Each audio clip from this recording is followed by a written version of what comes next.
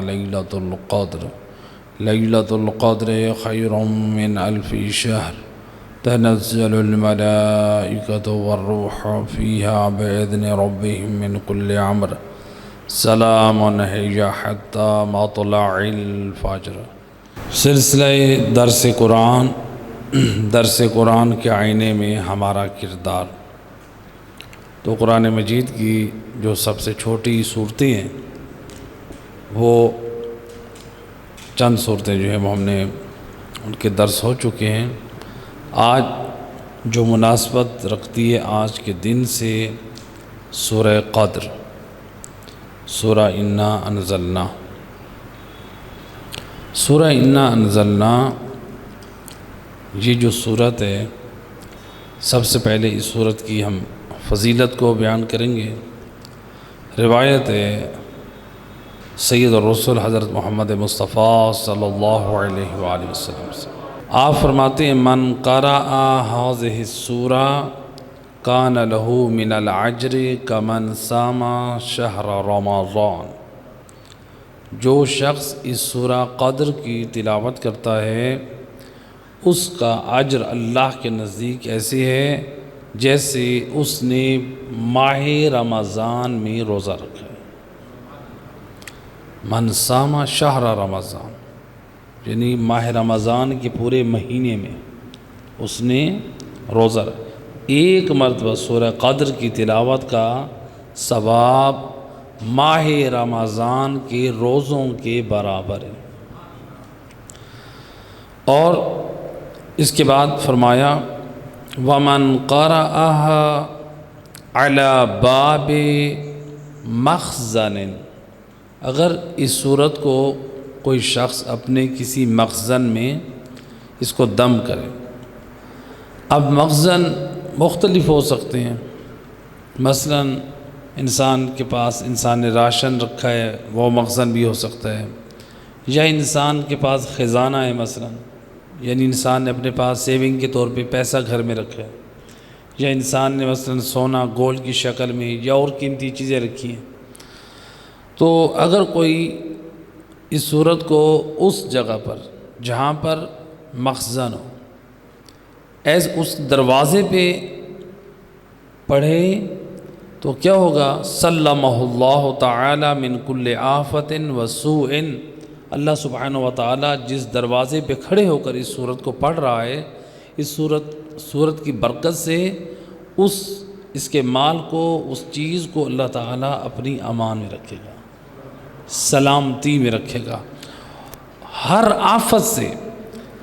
آفت سے مراد یعنی جو چور ڈاکو دوسرے وہ بھی ہو سکتے ہیں، یا مثلا آگ لگنے سے، خراب ہونے سے، کیڑا لگنے سے، تو مختلف یعنی ہر جہت سے ہو سکتی ہے۔ اِلَىٰ أَن يُخْرِجَ صَاحِبَهُ مَا فِيهِ، یعنی یہاں تک کہ جو اس مال کا مالک ہے، یعنی جہاں تک کہ اس کو وہ لے لے، یعنی وہ مال اللہ کی سلامتی اور حفاظت میں رہتا ہے۔ اور ایک اور روایت میں آپ صلی اللہ علیہ وآلہ وسلم نے فرمایا من قرأها اعطی من الأجر كمن صام رمضان وأحیا لیلۃ القدر۔ آپ صلی اللہ علیہ وآلہ وسلم نے فرمایا جو سورہ قدر کی تلاوت کرتا ہے اللہ سبحانہ و تعالی اس کو ماہ رمضان کے روزوں کا اجر کے برابر ثواب عطا کرتا ہے، اور اس کو یہ ثواب ملتا ہے کہ جیسے اس نے شب قدر کی رات کو عبادت میں گزارا ہے۔ ایک مرتبہ سورہ قدر پڑھنا، اور اس میں یہ قید نہیں ہے، شرط نہیں ہے کہ یہ ماہ رمضان میں پڑھیں، یعنی آپ ماہ رمضان کے بعد بھی پڑھیں تو اس سورہ قدر کی فضیلت اور عظمت اور ثواب آپ حاصل کرتے رہیں گے۔ انشاءاللہ ابھی اس کی اور فضیلت اور شان آئے گی کہ جس نے یہ فضیلت اور شان سن لی یقیناً وہ اپنی زندگی کا معمول بنا لے گا۔ جو بعد میں آئیں گے جو نہیں سن پائیں گے ظاہری بات ہے وہ محروم رہ جائیں گے۔ تو بہرحال یہ سورہ انا انزلنا کی شان اور فضیلت۔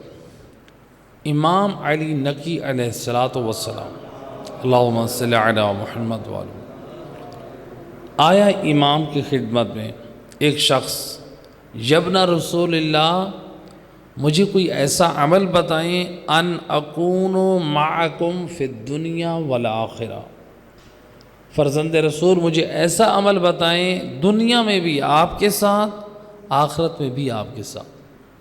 آج ہر مومن کی یہ تمنا ہے، میرا دنیا میں بھی شمار محمد والے محمد کے ساتھ ہو، اور آخرت میں بھی میرا حشر نشر محمد والے محمد کے ساتھ ہو۔ اب یہی آرزو مومن لے کر آیا ہے۔ امام علیہ السلام نے اپنی زبان عصمت سے کیا جواب دیا؟ فرماتے ہیں تم یہ آرزو رکھتے ہو؟ امام نے روایت کا جملہ، امام نے فرمایا 2 کام تم کرو تو یعنی تمہاری یہ آرزو پوری ہو جائے گی۔ گویا دوسرے لفظوں میں امام ضمانت دے رہے ہیں، یہ 2 کام تم کرو۔ کون سے؟ امام فرماتے ہیں ایک یہ ہے کہ اپنی زبان کو سورہ انا انزلنا کی تلاوت سے تر رکھو، اس کو پڑھتے رہو، اس کی پابندی کرو۔ دوسرا، اپنی زبان پہ استغفار تم پڑھو، سورہ قدر کی تلاوت تم کرو، دنیا میں بھی ہمارے ساتھ شمار ہوگے اور آخرت میں بھی ہمارے ساتھ شمار ہوگے۔ یعنی دنیا میں آل محمد کے حبداروں اور شیعوں میں سے قرار پائے گا، اور میدان معاشر میں محمد والے محمد کے شیعوں، ان کے حبداروں اور ان کی شفاعت کے امیدواروں میں سے وہ مرد مومن ہوگا۔ تو لہٰذا اب یعنی دنیا میں جو مراد ہے، کہنے والے نے کہا کہ دنیا میں بھی میں آپ کے ساتھ ہوں اور آخرت میں بھی، یعنی ایک اشارہ اس بات کی طرف ہے کہ یعنی میرا خاتمہ بالخیر ہو۔ آج ہر مومن کہتے ہیں نا کہ میرا خاتمہ بالخیر ہو، تو یعنی اگر خاتمہ بالخیر چاہتے ہیں تو سورہ انا انزلنا کی تلاوت دنیا میں کریں، زندگی میں کریں، اور استغفار بھی ساتھ کریں، اور چاہتے ہیں کہ میدان معاشر میں اس خاتمے کی شکل، اس خاتمہ بالایمان کی شکل نور کی شکل میں ملے، تو یعنی ان چیزوں کی پابندی کرنا ضروری ہے۔ ایک روایت ہے امام جعفر صادق علیہ السلام، اللہم صلی علی محمد وآل محمد، امام فرماتے ہیں روایت، من قرأ انا انزلنا فی فریضۃ من فرائض اللہ نادى مناد یا عبد اللہ غفر اللہ لک ما مضى فاستأنف العمل۔ امام فرماتے ہیں جب کوئی شخص واجب نمازوں میں سے کسی واجب نماز میں اس سورہ قدر کو، انا انزلنا کو پڑھتا ہے تو اللہ کی طرف سے منادی ندا دیتا ہے، یعنی فرشتہ ندا دیتا ہے، یا عبد اللہ، اے اللہ کے بندے، یعنی عبادت کرنے والے، غفر اللہ لک، اللہ نے تیرے سارے گناہ بخش دیے۔ اس سورت کے پڑھنے والے کو اللہ کی طرف سے فرشتہ ندا دیتے، اللہ نے تیرے سارے گناہ بخش دیے۔ کون سے گناہ؟ ما مضی، جو پیچھے تو نے گناہ کیے تھے، تیرے پچھلے سارے گناہ اس سورت کی تلاوت کے صدقے میں اللہ نے معاف کر دیے ہیں۔ اور بڑا عظیم جملہ روایت کے آخر میں فرمایا، فاستعنف العمل، اب تو اپنے عمل کی ابتدا کر۔ اللہ اکبر، یعنی تیرے نام اعمال سے تیرے کالے کرتوت مٹا دیے گئے ہیں، تیری سیاہیوں کو ختم کر دیا گیا ہے، اب خوش بختی کے راستے پہ آ کے اپنے اعمال صالح کا آغاز کر۔ تو یہ اللہم صلی علی محمد وآل محمد۔ تو دیکھیں یعنی واجب نمازوں میں سے کسی واجب، تو واجب نمازوں میں سے واجب نماز کون سی ہے؟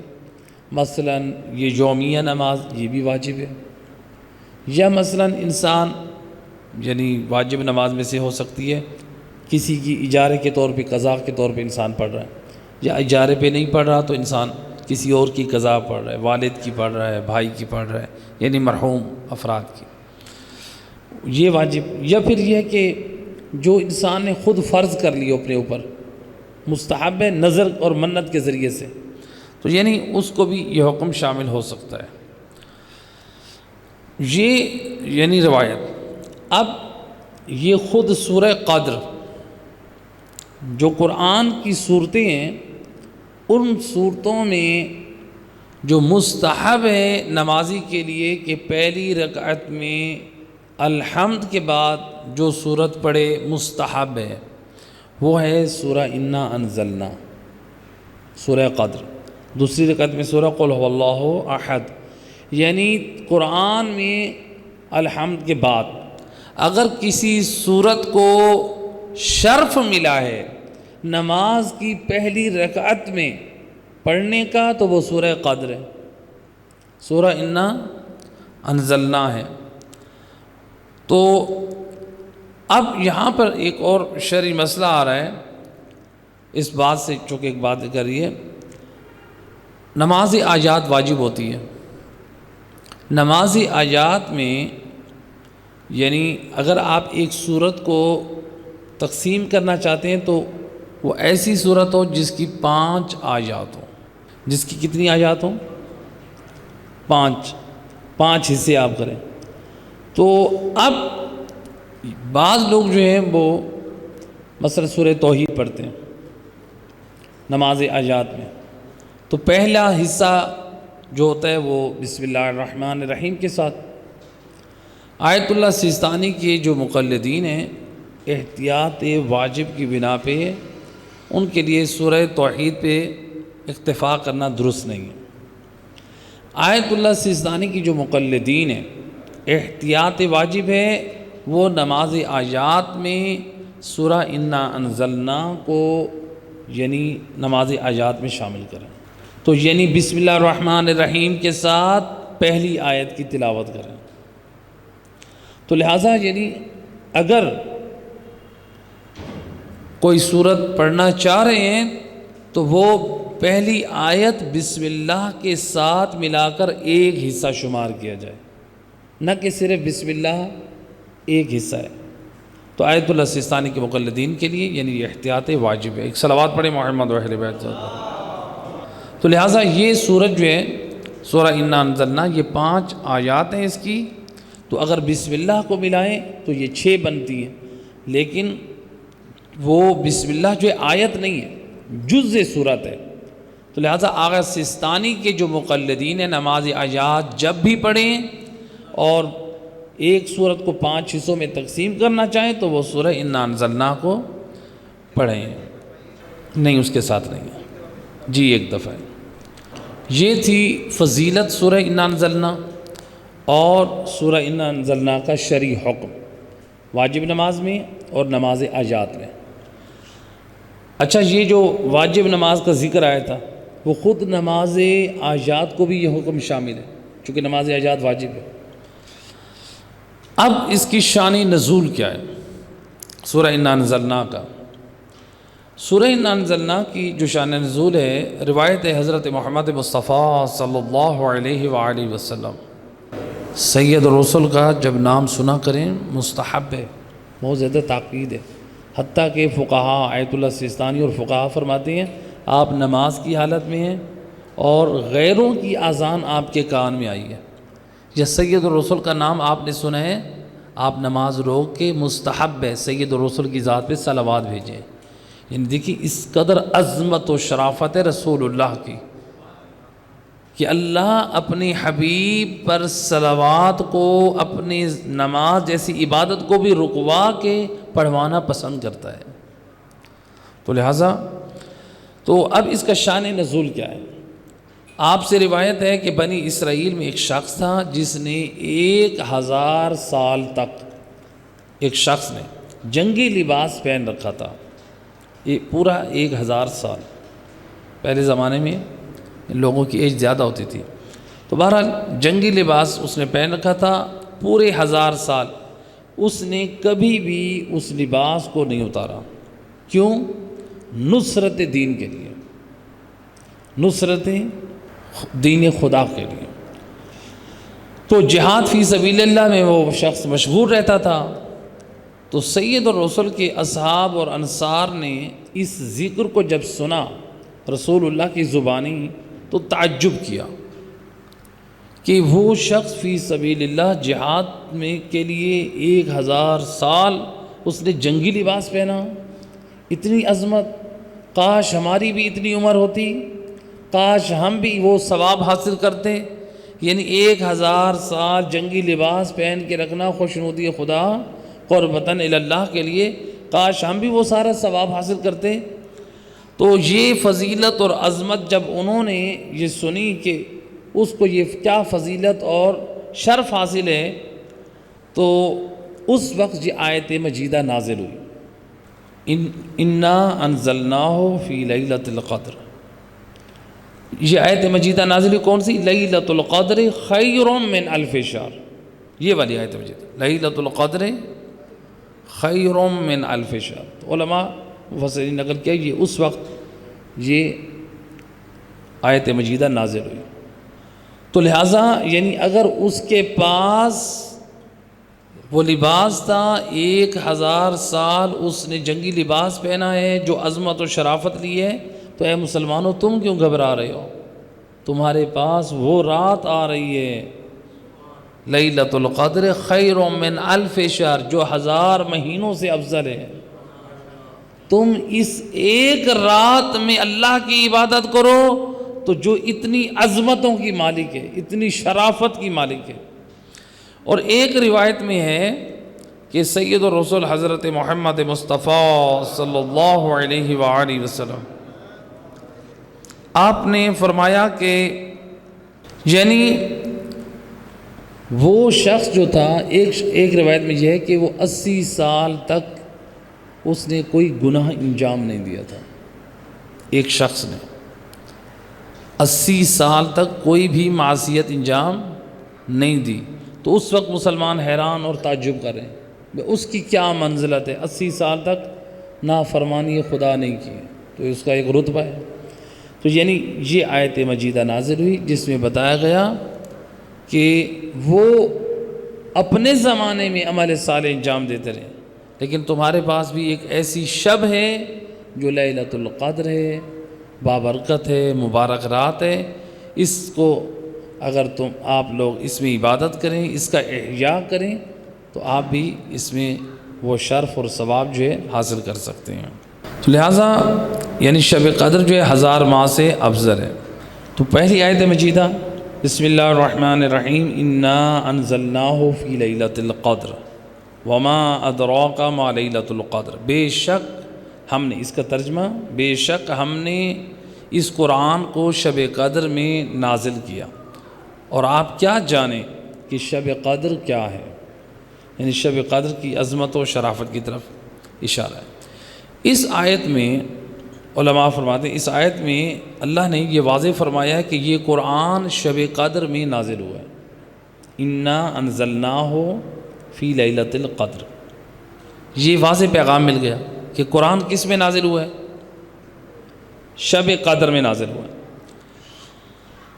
اب قرآن جو ہے یہاں پہ شب قدر میں نازل ہوا ہے، اب شب قدر کہاں ہے، وہ کس مہینے میں؟ بھئی قرآن تو نازل ہوا ہے شب قدر میں، سورہ انا انزلنا میں تو جو ذکر ہوا ہے کہ قرآن نازل ہوا ہے شب قدر میں، یہ تو نہیں کہا کہ شب قدر ماہ رمضان میں۔ تو اس کے لیے ہم کیسے تعیین کریں گے کہ شب قدر ماہ رمضان میں ہے؟ تو اس کے لیے ہم جب سورہ بقرہ کی آیت نمبر 185 جب اس کی طرف دیکھتے ہیں تو اللہ سبحانہ و تعالیٰ ارشاد فرما رہا ہے، شہر رمضان الذی انزل فیہ القرآن، کہ ماہ رمضان یہ وہ بابرکت مہینہ ہے کہ جس میں اللہ نے قرآن کو نازل کیا ہے۔ تو سورہ بقرہ میں اللہ نے یہ بتا دیا قرآن نازل ہوا ہے کس میں؟ ماہ رمضان میں، اور اللہ نے سورہ انا انزلنا میں بتایا کہ لیلۃ القدر میں ہم نے قرآن کو نازل کیا۔ تو لہٰذا ان دو آیات کو اگر ہم سامنے رکھیں تو ماہ رمضان میں نازل ہوا اور شب قدر کی رات کو یہ قرآن نازل ہوا۔ اچھا، یہ اب ہمیں 2 آیات سے واضح ہو گیا کہ لیلۃ القدر میں قرآن نازل ہوا، اور لیلۃ القدر ہے ماہ رمضان میں۔ قرآن ذکر ہوا کہ قرآن ماہ رمضان میں نازل ہوا، یعنی لیلۃ القدر کی رات۔ اب لیلۃ القدر رات کون سی ہے؟ چونکہ ان آیات میں یہ تو نہیں کہا گیا، ہم نے ان 2 آیات کی روشنی میں ہمارے لیے یہ تو واضح ہو گیا قرآن ماہ رمضان میں نازل ہوا اور شب قدر میں نازل ہوا، لیکن ان آیات میں یہ نہیں ہمیں پیغام ملا کہ وہ شب قدر ماہ رمضان کی کون سی رات ہے۔ تو لہٰذا پھر ہمیں جانا پڑے گا روایات اور تفاسیر کی طرف، تو اس میں ہمارے علماء مفسرین نے مختلف تاریخوں میں کی طرف احتمال دیا ہے۔ پہلا قول یہ ہے شب قدر ماہ رمضان کی پہلی رات ہے، اس لیے آپ ماہ رمضان کی پہلی رات اس میں بھی کافی عبادات اور ذکر اور دعائیں، شب زندہ دار یعنی شب بیداری اس میں جو ہے وہ اہل ایمان کرتے ہیں۔ تو پہلی رات ماہ رمضان کی اس کو شب قدر سے یاد کیا گیا، یہ ایک قول ہے۔ دوسرا قول یہ ہے کہ شب قدر ماہ رمضان کی 17 کی رات ہے، 17 کی رات یعنی 16 کے دن گزار کے 17 ماہ رمضان کی رات، 16 کا دن گزارنے کے بعد یہ شب قدر کی رات ہے۔ تیسری روایت ہے 19 ماہ رمضان کی رات یعنی شب ضربت۔ چوتھا قول ہے 21 ماہ رمضان کی رات یعنی شب شہادت امیر المومنین علی ابن ابی طالب علیہ السلام۔ اور پانچواں قول کہ 23ویں ماہ رمضان کی رات یہ شب قدر کی رات ہے، جو رات آپ گزار چکے ہیں، یہ شب قدر کی رات ہے۔ اور چھٹا قول کہ 27 ماہ رمضان کی رات شب قدر کی رات ہے، جو برادران اہل سنت اس رات کو یعنی نزول قرآن کی رات مناتے ہیں، تو علماء مفسرین نے 27 ماہ رمضان کی رات کو شب قدر کی رات، ایک قول یہ بھی ہے۔ ایک قول یہ ہے کہ 29 ماہ رمضان کی رات یہ شب قدر کی رات ہے۔ تو یعنی یہ تقریباً 7 قول بنتے ہیں۔ اب ان میں مشہور کیا ہے؟ مشہور تو اس میں جو مشہور ہے شب قدر، کہا کہ جو شب قدر ہے وہ ہے آخری عشرے میں، جو مشہور ہے۔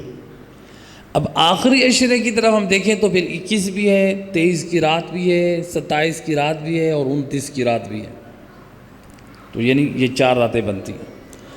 تو لہٰذا آخری 10 راتوں میں احتمال دیے گئے 21، 23، 27 اور 29، لیکن کہا گیا کہ جو 4 راتیں ہیں مشہور یہ ہے کہ ان 4 راتوں میں سے مشہور یہ ہے کہ یہ 2 راتیں 21 کی رات اور 23 کی رات شب قدر کی رات، یہ 2 مشہور ہیں، یعنی 27 کی رات اور 29 کی رات وہ اگرچہ آخری عشرے میں ہے لیکن وہ غیر مشہور ہے۔ تو یہاں پر تو بعض علماء نے یہاں پر یہ ایک جواب دیا ہے کہ سید الرسل یعنی ماہ رمضان کی آخری 10 راتوں میں اللہ کی عبادت کرتے تھے، تو اس لیے جو ہے وہ شب قدر بھی ان 10 راتوں میں سے کسی رات میں ہے۔ تو ایک روایت ہے ہمارے پاس، راوی آیا امام جعفر صادق علیہ السلام کی خدمت، اللہم صلی علی محمد، عرض کی یبنا رسول اللہ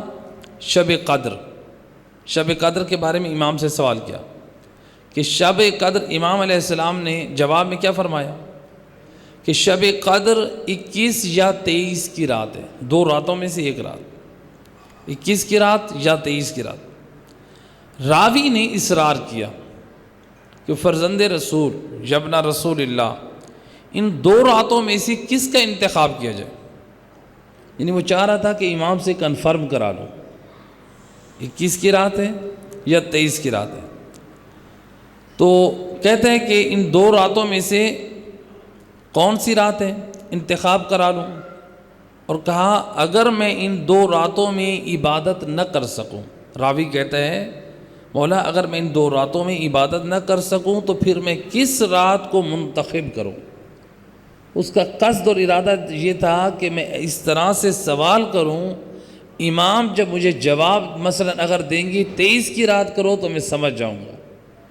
ذرا سمجھدار بن رہا ہے، یہ نہیں دیکھ رہا کہ سامنے حجت خدا ہے. تو لہٰذا امت کی ذکاوت جمع ہو جائے تو تب بھی امام معصوم حجت خدا کی ذکاوت اس کی ذہانت کی برابری نہیں کر سکتے. تو امام معصوم دیکھیں کیسے تربیت کرتے ہیں اپنے چاہنے والوں کی. بڑا عظیم آپ نے جملہ روایت میں فرمایا. فرماتے ہیں کہ امام علیہ السلام نے معین نہ کیا 21 کی رات ہے یا 23 کی رات. فرماتے ہیں مل یسر لیلتین فیما تطلب. فرماتے ہیں کہ یعنی یہ جو 2 راتیں ہیں ان دو راتوں کا احیاء کرنے کی آسان ہے. یعنی مشکل کام نہیں ہے کہ تیرے لیے یعنی ایک رات کو معین کیا جائے.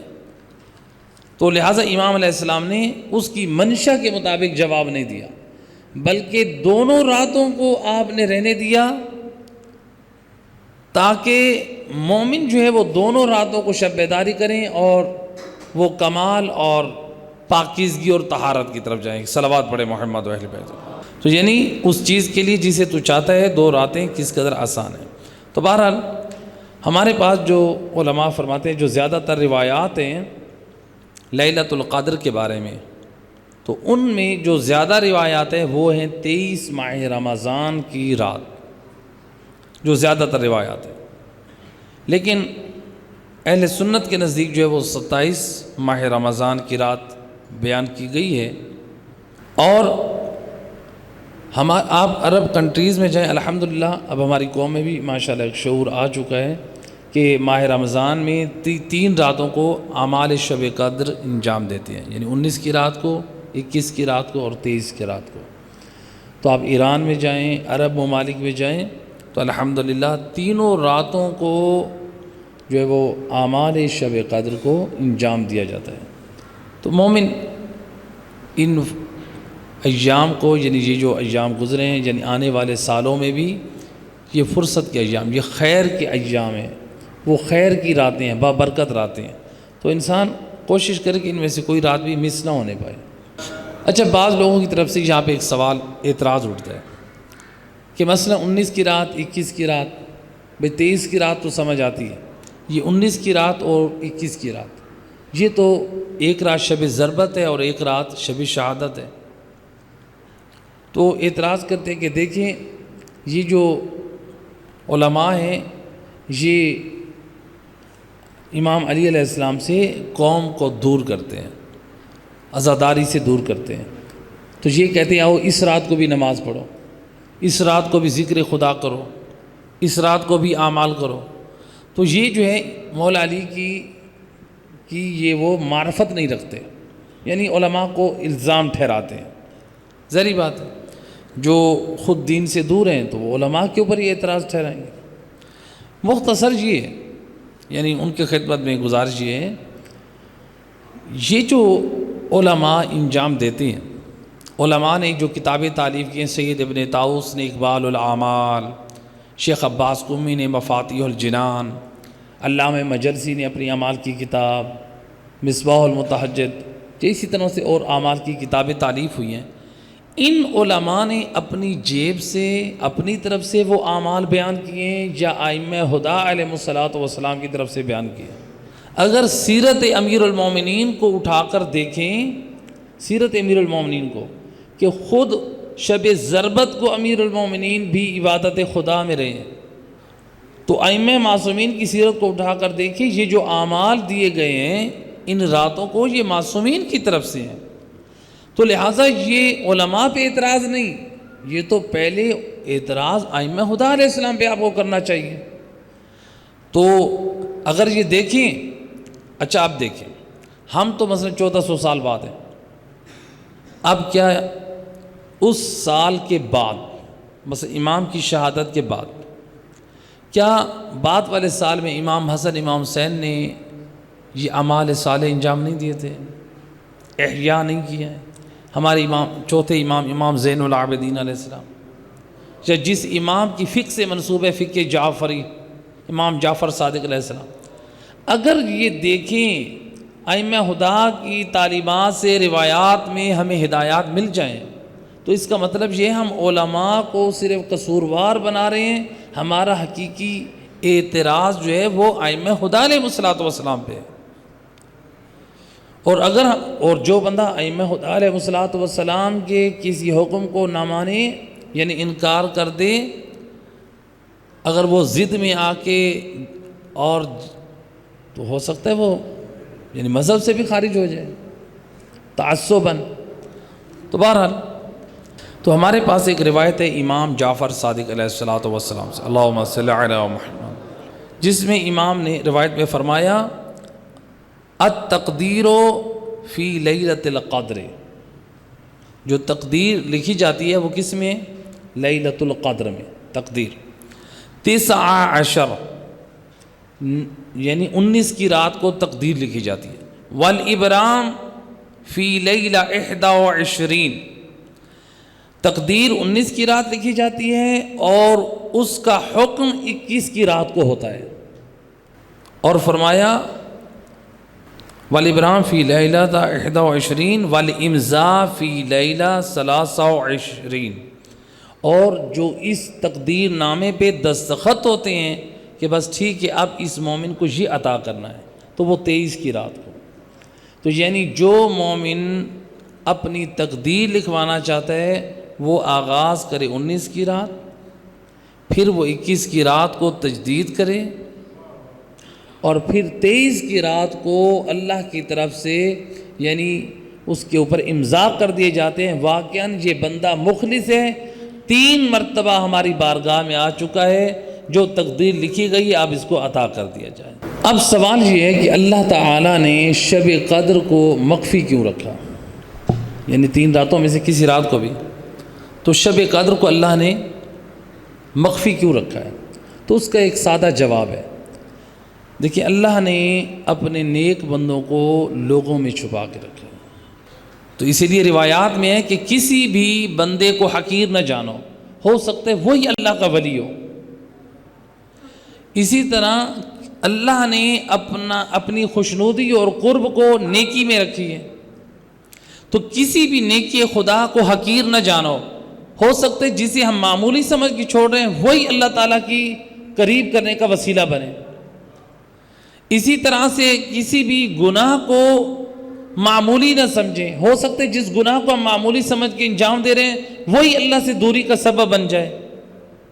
تو لہٰذا یعنی گناہ جو ہے وہ اللہ سے دوری کا سبب بنتا ہے، وہ کوئی گناہ بھی ہو. تو لہٰذا جیسے اللہ نے اپنے بندوں کو لوگوں میں پوشیدہ رکھا ہے، یا اسی طرح سے اور بہت ساری ایسی چیزیں ہیں، تو اسی طرح اس میں بھی شب قدر کو بھی مخفی رکھنے کا ہدف اور مقصد یہ ہے کہ بندہ خدا جو ہے اللہ کی بارگاہ میں 3 راتیں آئے اور 3 رات جو ہے وہ اللہ سے مناجات کرے، استغفار کرے. تو اللہ تعالیٰ کو یہ پسند ہے، یعنی خدا یہ پسند کرتا ہے کہ میرا بندہ میری بارگاہ میں آ کے گڑ گڑائے، استغفار کرے، عبادت کرے. تو لہٰذا اس عمل کے ذریعے سے بھی یعنی ہمیں یعنی قرب خدا کا قرب حاصل ہو، انسان معنویت کی طرف جائے.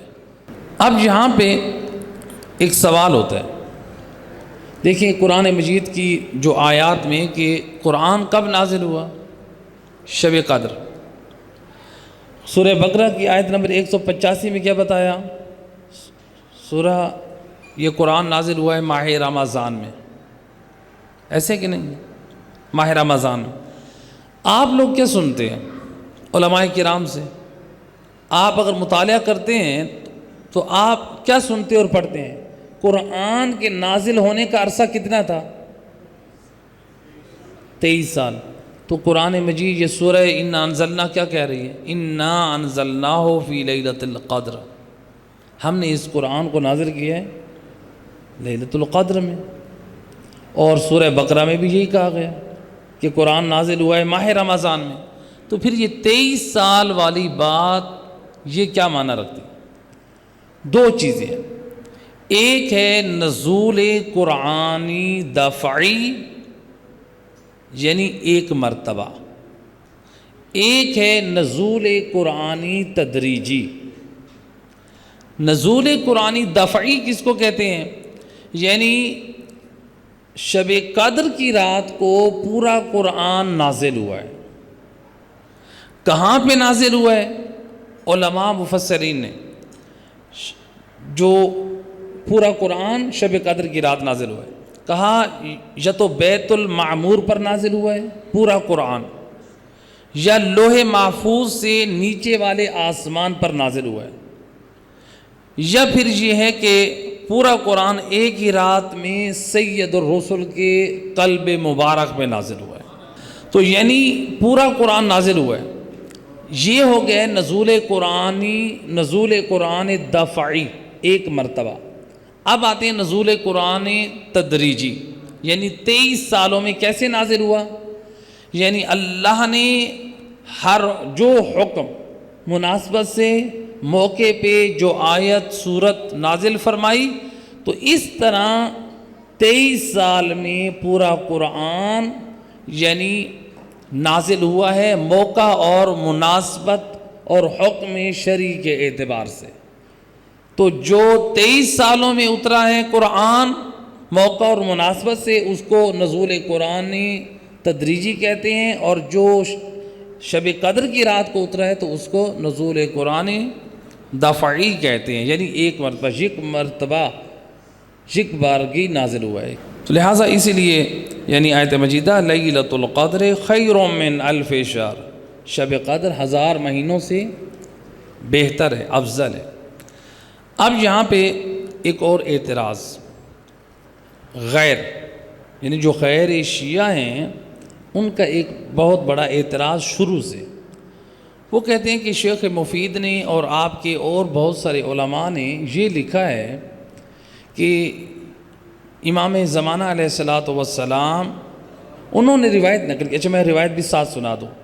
روایت نقل کی امام جعفر صادق علیہ السلام سے، اللہم صلی علی محمد، کہ جو قائم آل محمد قرآن لے کر آئیں گے، جب خیمے نصب ہوں گے، لوگوں کو قرآن حفظ کرنے کی تعلیم دی جائے گی، لوگوں کے لیے وہ قرآن حفظ کرنا دشوار ہوگا اس قرآن کے نسبت جو لوگوں کے ہاتھوں میں ہے۔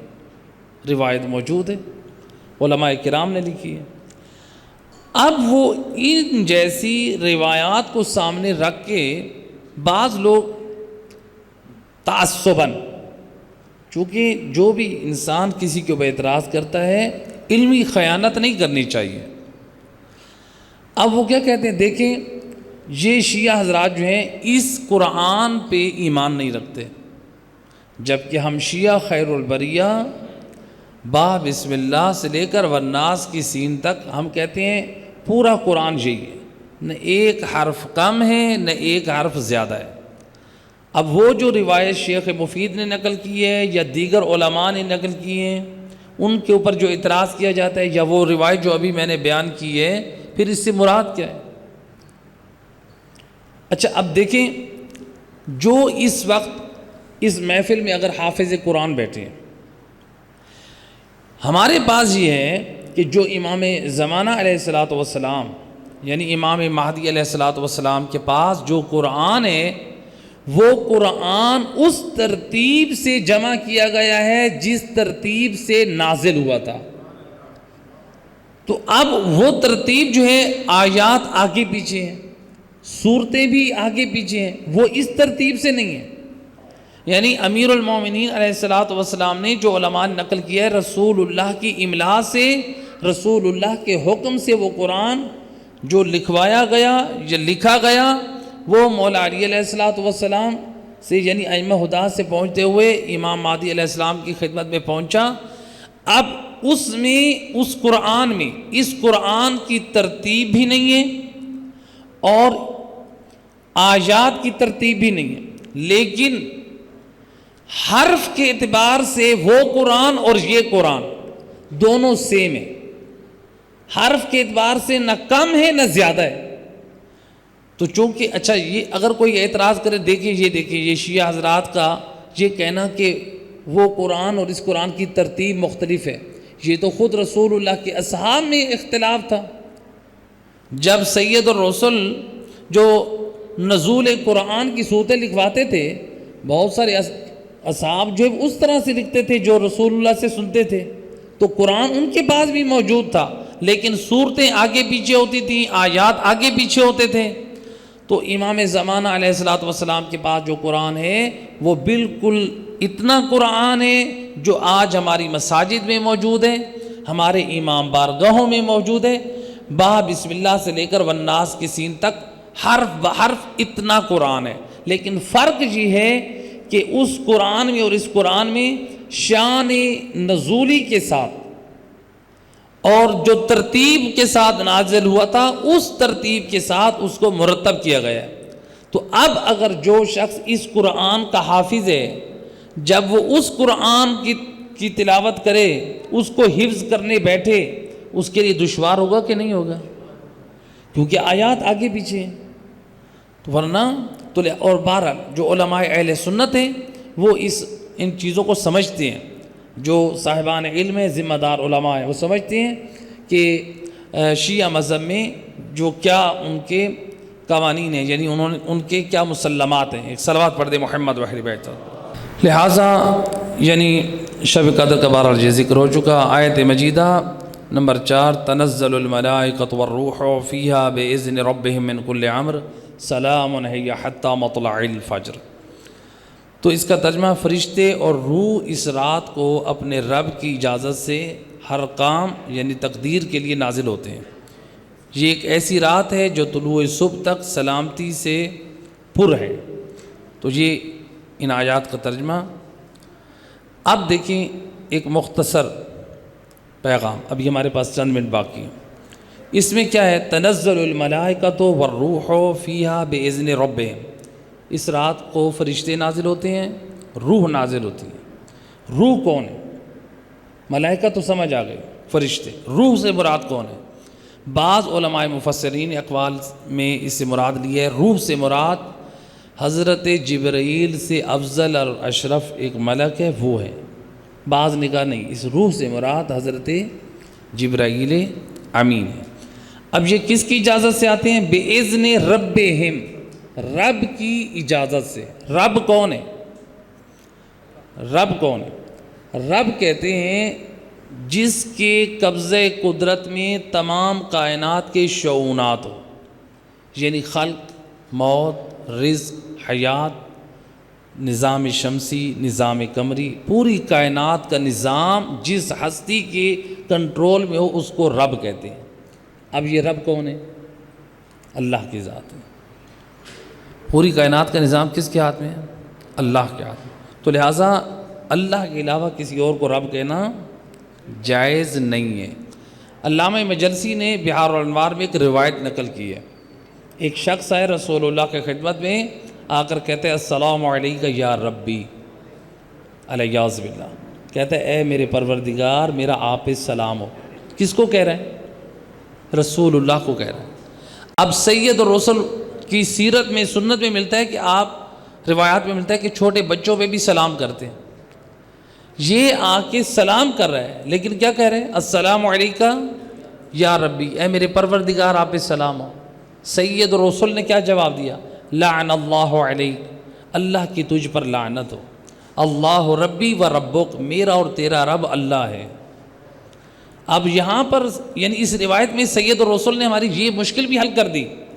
جب میں مصطفیٰ اس بات پہ راضی نہیں ہوں کہ مجھے کوئی رب کہے، تو نبی کا وسیع، نبی کے دین کا وارث علی کیسے راضی ہو سکتا ہے کہ میرے نبی کے کلمہ گو علی کو رب کہیں؟